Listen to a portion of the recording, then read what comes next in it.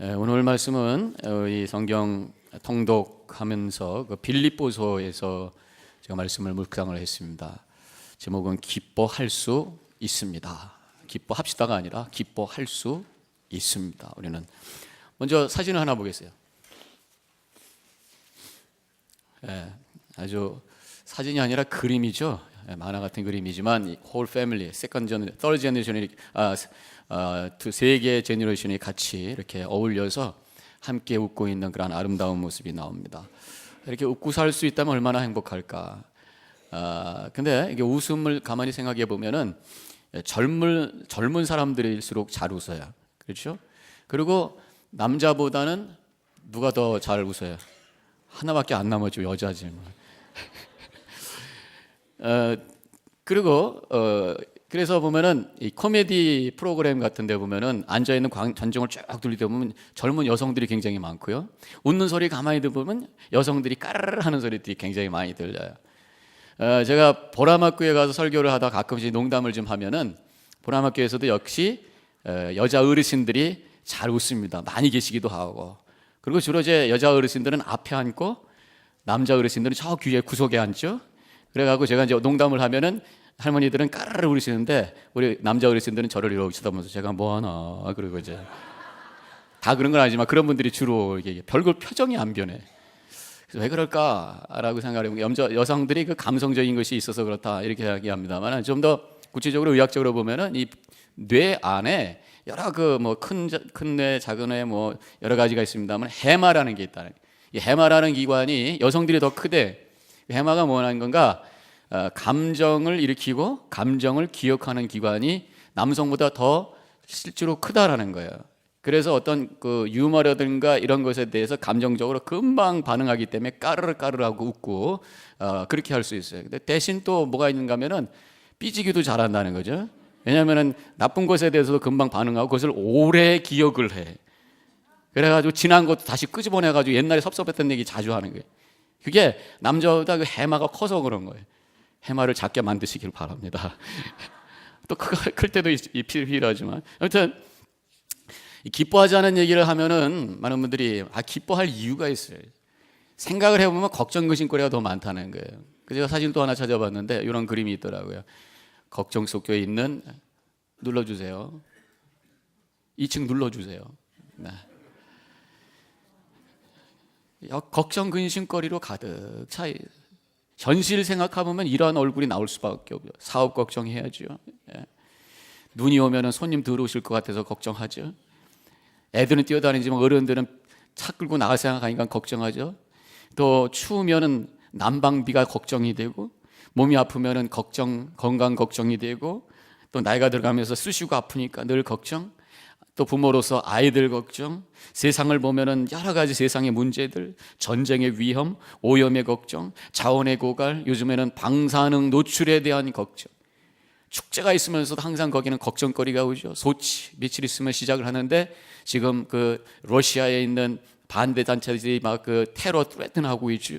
오늘 저녁에 있을 슈퍼볼 축제가 있지만 혹시 행여나 마라톤에서도 폭탄 터졌는데 그런 일이 있을까 걱정들 하고 경계하는 사람들이죠. 생각해보면 걱정거리가 많은 거예요. 세상이 점점 힘들어지고 여러 가지 과학이라든가 기술이 개발에 대해서 몸은 편한지 모르지만 마음은 걱정이 많고 그러면서 외로움도 더 많아지고 가정이 깨지고 또 대가족이 소가족이 되고 또 아이들과 부모의 갈등이 있고 여러 가지 그래서 외롭고 그래서 우울증 환자도 많고 자살률도 높아지고 생각해 보면 별로 웃을 일이 없어요. 그럼에도 불구하고 우리가 웃어야 되겠는데 그래서 많은 사람들이 웃기 위해서 막 안간히 웃으면서 요새는 웃음 치료라는 게 다 나왔어요. 웃음 치료자들이 앉혀놓고 농담도 하다 그냥 그때 한번 우리 교회도 어떤 목사님 오셔가지고 그런 일도 했었는데 일부러라도 웃자는 게 하하하 웃고 박장대소 하면서 웃고 뛰면서 웃고 그냥 억지로라도 웃다 보면은 마음이 편안해진다는 거예요. 그래서 그 웃는 사진을 제가 한번 찾아봤는데 이렇게 해서라도 좀 웃고 사람만 우는 게 아니라 짐승들도 또 이렇게 웃더라고요. 하하하 하면서 이렇게 웃으면은 마음이 좋아진다. 근데 이렇게 웃음 치료사와 함께 억지로 박장대소 하며 웃는 것도 도움은 돼요. 근데 그 순간 지나면은 이유가 없으니까 또 마음이 어두워질 수가 있어요. 그래서 오늘 주님께서 성경을 통해서 우리에게 말씀해 주시는 말씀을 함께 같이 읽도록 하겠습니다. 빌립보서 4장 4절 같이 읽습니다. 주 안에서 항상 기뻐하라. 내가 다시 말하노니 기뻐하라. 주 안에서 주님께서 말씀하신 것은 기뻐하라, 그리고 또 기뻐하라, 기뻐하라고 계속 말씀하시는 것이 기뻐하지 않기 때문에 그렇게 말씀하시는 것도 있지만 우리가 기뻐할 수 있는 충분한 이유가 있으니까 확실한 그런 말씀으로 우리에게 기뻐하라고 주시는데, 그 이유가 뭐냐? 주 안에서 기뻐하라는 거예요. 예수 그리스도를 통해서 주신 복음 때문에 기뻐하라는 거예요. 주님께서 나에게 주신 그 은혜로 말미암아 기뻐하라. 믿음 안에 기뻐할 수 있는 능력이 우리 안에 있다고 하는 것을 믿으시기를 주님의 이름으로 간절히 축원합니다. 오늘 본문의 말씀을 잘 보면은요, 어떤 상황인가 하면은 지금 기뻐하라 기뻐하라 사도 바울이 하신 말씀이지만 그 앞에 2절에 오늘 봉독하지는 않았습니다만 그 앞쪽에 보면은 이런 말씀입니다. 내가 유오디아를 권하고 순두개를 권하노니 주 안에서 같은 마음을 품으라. 같은 마음을 품으라는 건 뭐예요? 지금 같은 마음이 아니라는 거예요. 서로 싸우고 갈등한다는 거예요. 교회 안에 여성 리더 두 사람이 서로 그냥 불편한 가운데 있으니까 교회가 다 지금 어려운 마음 속에 있는 거예요. 이 빌립보 교회라고 하는 것은 자주장사 루디아에서 시작됐던 여성 리더십에 의해서 시작됐던 교회이기 때문에 여성들의 갈등이라고 하는 것은 교회 문제가 된 거예요. 그래서 서로 침묵하고 어려운 상황 속에 있을 때에 기뻐하라, 기뻐하라, 주 안에서 기뻐하라. 인간 관계의 문제를 가지고 풀려고 하지 말고 믿음으로 풀어서 기쁨을 회복하라. 누가 잘했냐 못했나 따져서 회복하려고 하지 말고 십자가 앞에 엎드려 우리는 다 죄인입니다라고 하는 믿음의 고백 속에서 겸손하게 머리 숙여서 거기서 하나님의 은혜를 체험하고 거기서 서로 화해의 역사를 일어나면서 기뻐하라고 말씀하고 있는 거예요. 부부 사이에도 서로 살다 보면 갈등할 때도 있잖아요. 되게 뭐 대화로 푸는 분들도 있습니다만은 많은 분들이 보면은 대화보다는 누가 고집이 더 센가, 말 안 하고 뻗티는 사람이 이기는 거예요. 그리고 누가 더 목소리 큰가, 누가 더 힘이 있는가. 그렇게 되면은 그것이 진정한 기쁨이 아니라 그냥 참는 거예요. 그러다 보면 나중에 어떤 또 상황이 됐을 때 더 큰 문제가 만들어지는 것을 보게 됩니다. 주님께서는 우리에게 믿음을 주셨고 믿음을 통해서 문제를 해결하고 근심 걱정을 이겨서 기쁨을 회복하라고 말씀하고 있어요. 믿음 안에 승리하시기를 주님의 이름으로 간절히 축원합니다. 또 한 가지 말씀은 5절에서 이렇게 말씀하고 있는데요.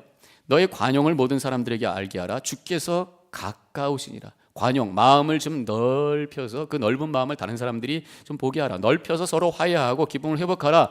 그 이유는 뭐냐? 주께서 가까이 오신다. 이건 뭐예요? 예수님 오실 날 얼마 안 남았다.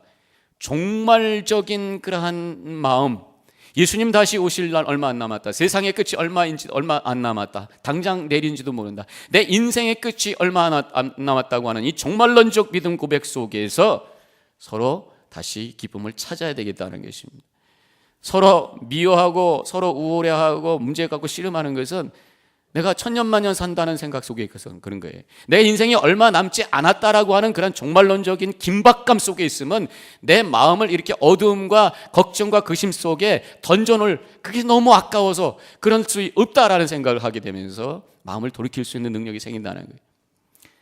그 웃음 치료사 아까 제가 말씀드렸습니다만은 웃음 치료사들이 병원에 가서 환자들을 앉혀놓고 이제 웃기는 얘기들 많이 하는 거예요. 농담도 많이 하고 유머를 많이 하면은 사람들이 많이 웃는데 더 잘 웃는 사람들이 있어요. 그분들은 주로 캔서 환자들이라는 거예요. 상당히 그 역설적이지 않습니까? 사실은 제일 두렵고 제일 마음이 아픈 힘든 사람들이 오히려 더 웃는데 왜 그럴까? 쓴 분이 그런 얘기야.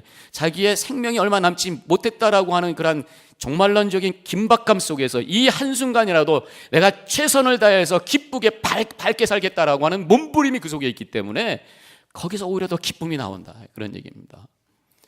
바로 우리의 믿음이라고 하는 것은 이런 종말론적인 신앙, 예수님이 내일 올지도 모르고 내 인생이 언제일지도 모른다라고 하는 그 속에서 나에게 주신 시간을 이런 어둠 속으로 내던진다고 하는 것이 억울한 거예요. 하나님을 찬양하며 기뻐하며 나가겠다는 결단이 이 종말론적인 그런 믿음의 고백 속에서 나올 수 있다는 거예요. 바로 주께서 가까우시니라 바울이 그렇게 말씀하고 있습니다. 자, 오늘 본문 안에서는요, 이렇게 기뻐하라, 주 안에서 기뻐하라, 믿음을 통해서 기쁨을 회복하라는 말씀을 주시면서 그것을 이룰 수 있는 구체적인 방법에 대해서 세 가지를 제안을 하고 있어요. 첫째로는 역시 깊은 기도가 있어야 된다 말씀하고 있습니다. 6절에 있는 말씀 우리 함께 다 같이 읽겠습니다. 아무것도 염려하지 말고 다만 모든 일에 기도와 간구로 너의 구할 것을 감사함으로 하나님께 아뢰라 말씀하셨어요. 어두운 마음, 염려와 걱정, 근심을 극복할 수 있기 위해서는 하나님의 은혜가 우리 속에 채워져야 되는데 통로가 있어야 돼. 그 통로가 바로 기도라는 거예요. 큰 저수지가 있습니다. 밭이 있는데 밭에다가 물을 대야 되면 도랑이 열려야 되는 거죠. 우리의 마음의 밭에 하나님의 큰 은혜 호수에서 은혜가 흘러와야 되는데 그것을 열 수 있는 길은 바로 기도라고 말씀하고 있어요. 우리가 주일날 예배 드리고 그냥 일주일 내내 지내면서 기도 한 번 안 하고 하나님과 만나는 시간이 없다면 내 안에 하나님의 은혜가 들어올 수 없어요. 기도해야 내 속에 하나님의 은혜가 채워지고 그래서 거기서 마음이 바뀌고 기쁨이 회복된다고 말씀하고 있습니다. 그런데 여기서 기도와 간구라고 말씀하고 있어요. 그래서 기도와 간구라고 하는 것을 구별해서 말씀하니까 구별해서 생각을 한번 해봐야 되겠다는 거예요. 그래서 기도는 저는 그렇게 생각을 해봤어요. 기도는 하나님과 교제와 교통이다. 그래서 그것을 영어로 제가 이제 말씀을 드렸던 것 같은데 communion이라는 단어를 쓰고 다른 말로는 fellowship, 사귐, 만남이라고 하는 거예요. 기도라고 하는 것은 하나님과의 영적인 만남, 하나님이 나와 함께 하신다라고 하는 것을 영적으로 체험하는 하나님의 임재의 체험의 시간이 되어야 된다는 거예요. 근데 기도와 간구는 결국 내 문제를 하나님께 아뢰는 그래서 하나님의 또 거기에 대한 응답을 듣는 커뮤니케이션. 기도는 하나님과의 대화다 이렇게 얘기하잖아요. 그래서 이 기도라고 하는 것은 커뮤니언의 차원이 있고 커뮤니케이션의 차원이 있다. 만나는 그런 것이 기도고 주님께 내 문제를 아뢰고 간구하는 차원이 있다. 이 두 가지가 함께 있어야 그것이 진정한 기도가 되고 하나님의 은혜의 통로가 열리게 된다는 거예요. 인간관계도 마찬가지 아닙니까? 서로 만나서 시간을 공유하고 장소를 공유하고 그 다음에 모든 것들을 감정까지 나눌 수 있는 그 만남을 통해서 사귐이 만들어지는 건데 요즘에는 점점 편해진 세상이 되다 보니까 만나지 않아도 서로 대화를 할 수 있어요. 커뮤니케이션은 돼요. 전화로 지금까지는 했었습니다. 요즘엔 전화도 귀찮아가지고 전화 아무래도 하다 보면 용건만 간단히 안 되죠. 잘했었어? 잘했었어? 뭐 딴 얘기 하다 보니까 시간도 길어지고 그러니까 이제는 손가락으로 탁탁 누르는 카톡, 여기서 카톡 저기서 카톡 하면서 서로 왔다 갔다 용건만 간단히 하는 거예요. 그러다 보니까 인간관계에 물론 여러 사람과 동시다발로도 얘기할 수 있고 여러 가지 정보를 주고받는 것은 좋지만 진정한 사귐, 진정한 교제가 만들어지는 데는 한계가 있을 수 있다는 거예요. 우리가 하나님과 영적으로 교제하면서도 하나님과 한 공간을 쉐어하고 시간을 쉐어하고 하나님과 함께 이 커뮤니언의 만남이 있어야 되는데 그냥 커뮤니케이션만 하려고 그러게 하나님을 향해서 그냥 카톡만 드리려고 그러는 거예요. 내가 원하는 것만 하나님께 일방적으로 던져드리고 하나님 알아서 하십시오라고 하는 이러한 기도 생활을 우리가 한다면 그래서 진정한 하나님의 은혜의 통로가 열려질 수가 없다는 거예요. 그래서 주님과 만나는 그러한 사귐과 그러한 교제의 펠로우십의 커뮤니언의 기도의 차원이 우리에게 있어야 돼. 그것이 먼저 있고 그래서 하나님이 나와 함께 계시고 내 가운데 임재하고 계시다고 하는 것을 영적으로 느끼면서 그 다음에 주님을 향해 주님 나의 삶에 문제가 이렇습니다 라고 고백할 때에 하나님의 은혜가 흘러들기 시작하는 거예요. 그것을 위해서 우리가 어떻게 하겠어요? 커뮤니언의 차원, 하나님과의 영적인 교제와 만남이 있기 위해서는 여러 가지 다양한 방법들이 있겠죠.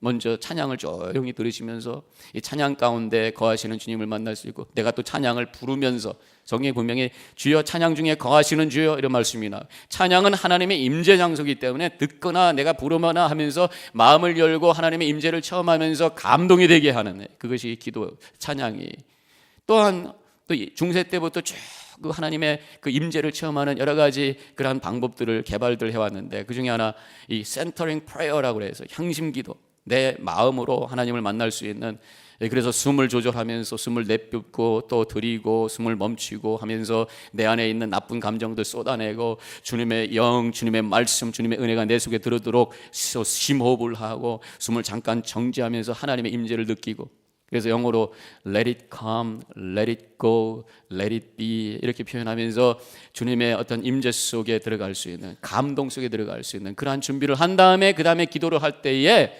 기도가 그냥 주시옵소서 주시옵소서라는 기도고 되지 않은 거예요. 오늘 본문에 말씀 있는 대로 너의 구할 것을 감사함으로 구하라 그랬는데, 커뮤니온에 하나님의 임재의 체험을 한 다음에 그 감격 속에서 기도하게 되면 먼저 감사의 기도가 나올 수밖에 없는, 여러 가지 내 속에 미움이 있었다. 그런데 하나님의 은혜의 감동 속에서 하나님의 사랑이 느껴지게 되죠. 그럼 하나님, 내가 이렇게 마음이 불편한 가운데도 주님의 사랑이 느껴지게 함을 감사합니다. 이제 이것을 이겨낼 수 있는 능력 주시니 감사합니다. 그러면서 나가기 시작하는 거고요. 내 속에 여러 가지 경제적인 어려움이 있어도 하나님의 임재가 체험됐을 때 그 기도가 하나님의 은혜를 먼저 감사하게 되고, 이런 어려움 속에서도 하나님의 그 섭리와 하나님의 뜻을 새롭게 발견할 수 있는 영의 눈이 뜨게 될 줄로 믿습니다 하면서 그 기도의 차원이 높아지기 시작하고요. 여러 가지 질병 속에서도 하나님의 임재 감동이 있을 때 하나님 이 질병 속에서도 하나님의 사명을 깨닫게 하시고, 오히려 이 나중에 이것을 통해서 이 상처받은 치유자로 쓰임받는 그런 삶의 비전을 갖게 하여 주심을 감사합니다. 그래서 감사의 기도가 흘러나오기 시작하는, 기도를 통해서 하나님 만나시며 은혜가 흘러넘치는 기쁨이 회복되는 축복이 있으시기를 주님의 이름으로 간절히 축원합니다. 두 번째로 제안하신 게 뭐냐면 바른 생각을 가져라. 영적으로 우리가 먼저 하나님과 커뮤니케이션, 깊은 기도를 해야 되겠죠. 그 다음에 조금 차원을 또 위로 올리면 그 다음에 생각이라는 게 있죠. 영혼 깊은 곳이라고 그러면 또 그 다음 단계가 우리의 인격의 단계인데, 거기에 생각이라는 게 그것을 바른 생각을 가져야 된다고 8절에서 이렇게 말씀하고 있어요. 다 같이 함께 읽겠습니다. 무엇에든지 참되며 무엇에든지 경건하며 무엇에든지 옳으며 무엇에든지 정결하며 무엇에든지 사랑받을 만하며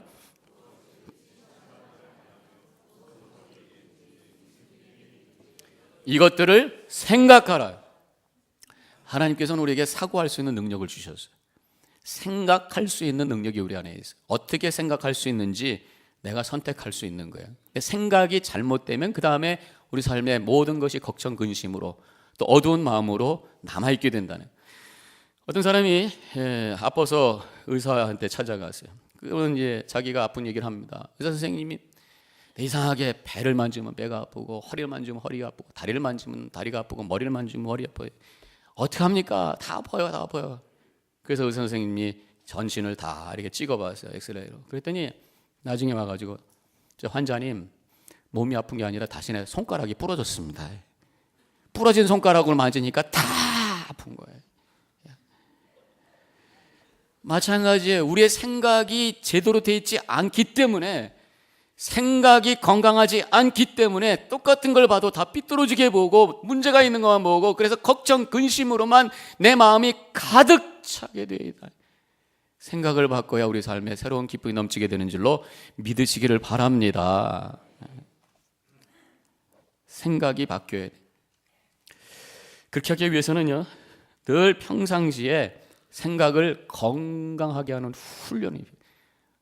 사실 우리는 가만히 있으면 생각이 자꾸만 부정적으로 가요. 우리는 죄성이 있고요, 공중 권세 잡은 이 사탄이 우리의 마음을 자꾸만 끌어당기는 게 뭐냐, 부정적으로 생각하게 하고 비관적으로 생각하게 하고, 그래서 우울하게 만들고 어두운 그런 영혼으로 만들고, 결국 우리의 삶을 파괴시키려고 하는 것이 사탄 마귀이기 때문에 가만히 있으면 우리의 생각은 자꾸만 반대로 가는 거예요.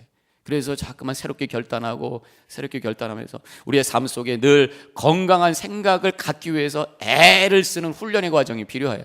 그래서 말씀 또 듣고 또 결정하고, 그만 우리가 새롭게 결단해 나갈 때에 정작 문제가 생겼을 때도 그 생각의 구조를 갖고, 생각의 방향을 가지고 옳은 생각, 바른 생각, 건강한 생각, 긍정적인 생각을 바라볼 때에 낙심과 좌절 속에 빠지는 것이 아니라 새로운 소망 가운데, 기쁨 가운데 걸어갈 수 있음을 믿으시기를 바랍니다. 생각이라고 하는 것은 하나님의 은혜를 담는 그릇이라고 생각해. 그 생각의 모습에 따라서 하나님의 그 은혜의 물이 담기는 거예요. 그래서 그 그릇이 삐딱한 그릇이면 하나님의 은혜도 삐딱하게, 하나님의 은혜는 받았지만 드러나는 것은 삐딱한 거예요. 하나님의 은혜는 받았지만 독선, 고집으로 나오는 모습이 보입니다. 또 그 그릇 속에 더러운 것이 있으면 아무리 거기서 생수를 부어 넣어도 더러운 거예요. 내 마음속에 아직도 그대로 욕심이 남아있다면 하나님의 은혜가 들어와도 오히려 그 은혜를 가지고 더 욕심을 부리는 사람으로 변해 있는 것을 보게 돼요. 그릇이 구멍이 나면요, 아무리 물을 부어도 남는 게 없어요. 내 마음에 구멍이 생겼으면 하나님의 은혜가 넘쳐서 그 순간에 은혜 받은 것 같지만 예배가 끝나자마자 본색이 나와. 그래서 우리가 이 온전한 것, 멋지고 깨끗하고 온전한 건강한 생각의 그 자세를 가지고 사는 것이 얼마나 중요한가라고 하는 것입니다. 그래서 이 어려움이 왔을 때, 아까도 말씀드린 것처럼 잠깐만 우리를 부정적으로 끌고 가려고 할 때 그건 놔두면 그냥 안 돼.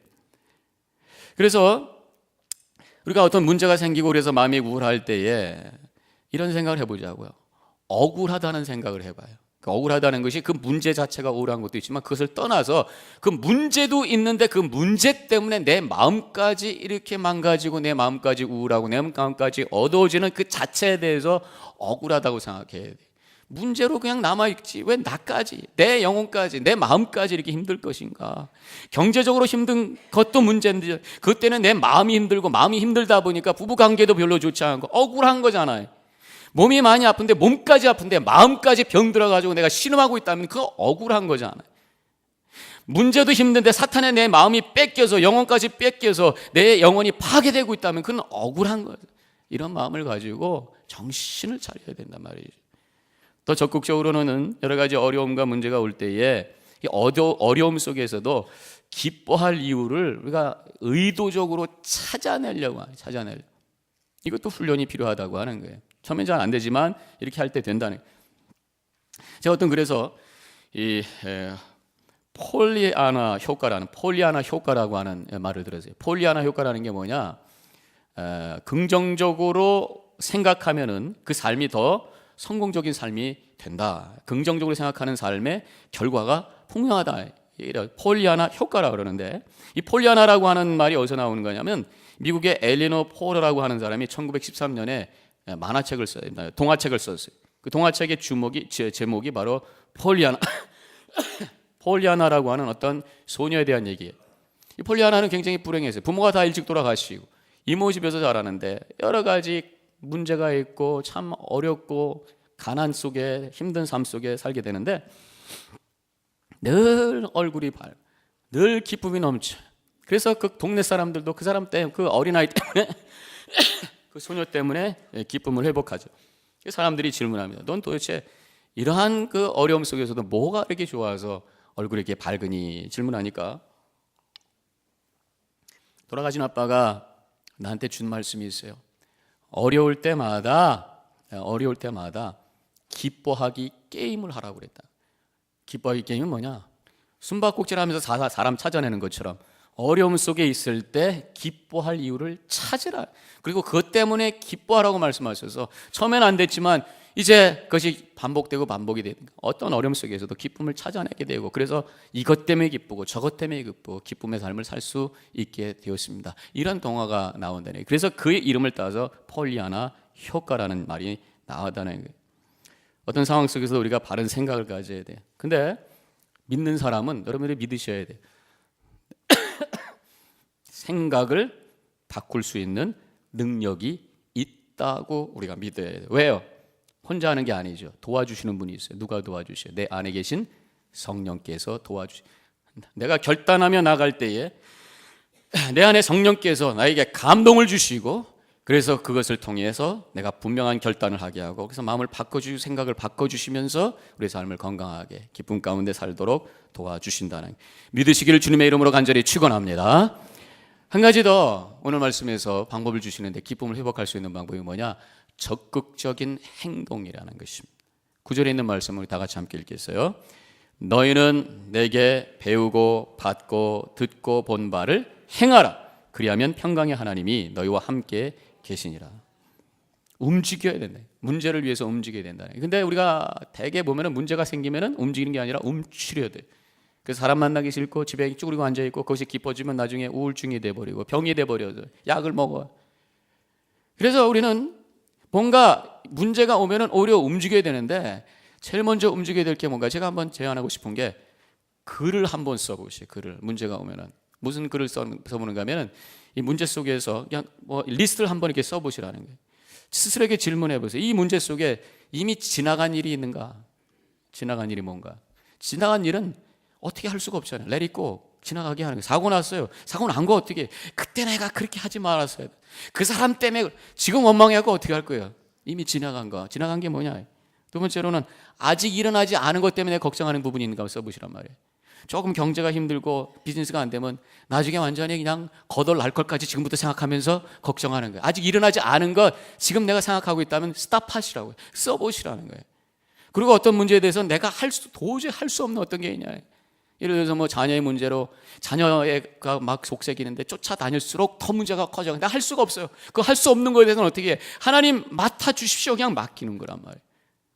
그 다음에 마지막 질문해야 될 게 뭐냐? 내가 이 상황 속에서 할 수 있는 게 뭐냐? 할 수 있는 거 한번 찾아보세요. 그래도 내가 할 수 있는 게, 난 할 수 있는 게 이 상황 속에 아무것도 없습니다 라고 얘기하는 그 순간에도 우리 믿는 사람들에게는 할 수 있는 일이 있어요. 그게 뭡니까? 기도인 줄로 믿으시길 바랍니다. 그래서 할 수 있는 일에 대해서 하시라고 할 때에 거기서부터 다시 그 어려움과 문제 속에서 새로운 소망이 생기고 새로운 생각이 만들어지고 또 하나님께서 길을 열어주시면서 기쁨의 삶으로 우리를 이끌어 주시는 줄로 믿으시기를 바랍니다. 오늘 말씀에 보면은요, 배우고 받고 듣고 본 바를 행하래. 그러니까 우리는 배우고 아는 게 너무 사실 이미 많아요. 서로 갈등하면 사랑하라는 말씀 너무 잘 알아요. 근데 그렇게 못해. 여러 가지 삶의 문제로 낙심하고 있을 때 하나님 의지하고 일어나라고 한 거 우리가 너무 많이 알고 있어요. 그런데 못해. 알기만 하지 그것이 내게 영적으로 어떤 그 동기가 부여돼서 그 능력으로 일어나지 못할 때가 너무 많다는 것입니다. 그래서 주님께서 아는 것에서 배우는 것에서 끝나지 말고 듣고 보아라 말씀하고 있어요. 물론 듣고 보라는 것이 사도 바울의 말씀을 듣고 사도 바울의 그 신앙의 모습을 보라는 그런 차원이지만 이것을 우리가 지금 영적으로 더 확대 해석을 해가지고 우리가 적용을 한다면 하나님의 말씀을 아는 것에서 끝나지 말고 하나님의 음성을 들어야 된다. 성경 말씀에서 그냥 말씀인가 보다 읽는 것이 아니라 거기서 하나님이 나에게 주시는 음성으로 들을 수 있도록 깊이 그 말씀을 가지고 제가 언젠가 말씀드렸죠. 말씀은 생명이 있어서 그걸 품고 있으면 나중에 거기서 병아리가 튀어나오는 것처럼 생명의 역사가 일어난다. 그 씹으면 씹을수록 거기서 단맛이 나는 것처럼 말씀을 통해서 하나님의 음성을 듣게 되면 또 성령께서 나에게 주시는 음성을 내가 듣게 되면 거기서 새로운 힘이 생기기 시작해요. 말씀을 통해서 주시고 내 안에 계신 성령님께서 내게 말씀을 해주시고 음성을 들려주시는 거예요. 한국신학대학 구약학 교수셨던 고 김정준 박사라는 분이 계신데 그분이 젊어지셨을 때 폐결핵을 앓게 되었대요. 당시는 폐결핵이면 사형 선고 받았던 시절입니다. 그래서 보통 삶을 포기하고 젊은이가 요양소에 가서 그저 죽을 날을 기다리면서 무기력하게 자포자기한 상태 속에서 있었다는 거예요. 그러니 예수 믿는 사람이었죠. 근데 하루는 가만히 있는데 마음속에서 뭔가 소리가 들리는 것 같아요. 네가 이렇게 살 수는 없다. 인생을 이렇게 끝낼 수는 없다. 네가 할 수 있는 일을 찾아서 살다가 그 다음에 떠나라 라는 그런 음성이 들리기 시작합니다. 그래서 생각을 바꾸기 시작해. 그것이 새로운 어떤 챌린지가 됐어요. 내가 이 상황 속에서 할 수 있는 일이 뭐냐라고 생각했더니 다른 환자들을 돌보는 거예요. 그래서 간호사에게 가서 제가 다른 방에 가서 청소도 하고 돕겠습니다. 그래서 청소도 하고 휴지도 듣고 그분들 도와주고 그러면서 자기가 갖고 있는 마지막 힘을 다해서 봉사를 한 거예요. 그랬더니 시간이 갈수록 아파진 것이 아니라 오히려 몸이 회복이 되더니 나중에 나아버리거나 너무 감사해서 나와서 목사가 되고 교수가 돼서 한국교회에 큰 영향을 끼치는 그런 분이 되었다는 얘기가 있습니다. 주님의 음성을 들어야 거기서 움직이게 되고 그래서 거기서 새로운 하나님의 축복과 은혜를 맛보는 삶을 살게 되는 줄로 믿습니다. 영적인 비전을 봐야 돼. 듣고 또 비전을 보라고 그랬어요. 성령님은요 보게 하시는 분이더라고요. 음성도 들려주시지만 보게 하시는 분이. 사도행전 2장 17절에 보니까 하나님이 말씀하시기를 말세에 내가 내 영을 성령을 모든 육체에 부어주리니 너희의 자녀들은 예언할 것이요 너희의 젊은이들은 환상을 보고 너희 늙은이들은 꿈을 꾸리라. 환상을 보고 꿈을 꾸리라. 비전을 보고 미래를 보고 하나님의 뜻을 말씀을 눈으로 영의 눈으로 볼 수 있는 능력을 성령께서 주신다는 거예요. 사람이 보는 대로 살게 되어 있어요. 뭘 보냐가 상당히 중요한 것입니다. 그래서 성령께서 도와주셔서 우리의 미래를 보고 비전을 보고 또 성경 말씀을 읽어도요, 눈을 감고 그것을 상상의 날개를 통해서 우리가 그 말씀을 묵상할 때 그 말씀을 보게 되는 역사가 일어나요. 그러면 내 속에 더 그것이 감동이 되고 영적인 동기가 되고, 그러면서 그 자리에서 일어날 수 있는 능력이 생기죠. 사도행전 7장 55절에 보니까 스데반이 성령 충만하여 하늘을 우러러 주목하고 하나님의 영광 및 예수께서 하나님 우편에 서신 것을 보았다 그래요. 성령께서 도와주셔서 천국을 보게 됐다. 천국의 비전을 보게 되었다는 게, 용기를 내서 그가 자기를 지금 공격하는 사람들 앞에 당당하게 맞서는 그런 모습을 보게 되죠. 말씀을 듣고 말씀을 볼 수 있는 성령의 도우심을 통해서, 그러한 체험을 통해서 상황을 움직일 수 있는 그런 용기를 가지고, 그래서 움직이게 되고, 그래서 다시 한번 하나님의 은혜와 기쁨이 회복되는 축복이 임하게 되는 줄로 믿습니다. 오늘 세 가지 말씀을 드렸어요. 여러분들 어려움이 있다면 이 세 가지 말씀을 통해서 우리에게 주신 세 가지 방법을 그대로 실천하시고, 깊이 기도하시고, 생각을 바꿀 수 있도록 결단하시고, 또 무엇인가 움직여 나가셔서 그래서 마음이 회복되고 기쁨으로 하나님을 찬양하는 우리 성도님과 제가 되기를 주님의 이름으로 간절히 축원합니다. 잠깐 우리 묵상하십시다.